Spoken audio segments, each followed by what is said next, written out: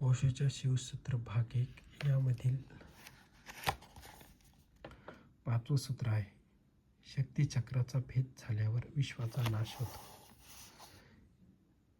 आणि जर तुम्ही योग्य उद्यम केलात तर तुम्ही सर्व शक्तीनिशी प्रयत्न केलेत, सत्य शोधण्यासाठी, परमात्म्याच्या किंवा आत्म्याच्या शोधासाठी समग्र प्रयत्न केलेत तर तुमच्यातील शक्तीचं चक्र पूर्ण होतं. आता तुमच्यातील शक्तीचं चक्र संपूर्ण झालेलं नाही, तुटक आहे. बुद्धिमानातील बुद्धिमान माणूसही आपल्या प्रतिभेतील 15% प्रतिभेचाही उपयोग करत नाही. 85% प्रतिभा बुद्धी तशीच नासून जाते. ही तर बुद्धिमानाची गत. मग बुद्धू माणसाची काय कथा? त्याचा तर हा हिशेब होतच नाही.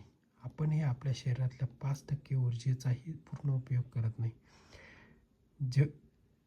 तेव्हा आपण जर असे मंद जगणार असू, आपला दिवा असा मिणमिणता असेल तर चूक कोणाची? तुम्ही पुरेपूर जगतच नाही. तुम्हाला जगायचीही भीती वाटते.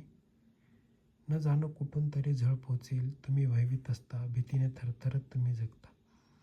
त्यामुळे तुमच्या अतिशक्तीचं चक्र पूर्ण होत नाही.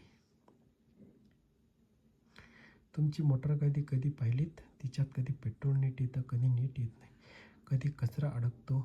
अशा वेळी ती उचक्या लागल्यासारखी गचके खात चालते. अगदी तसंच तुमचं आयुष्य आहे. गचके खात तुम्ही चालतात. छोटे शक्तीचे अंश येतात. शक्ती तुकड्यात विभागून येते. अखंड अशी शक्ती नसते.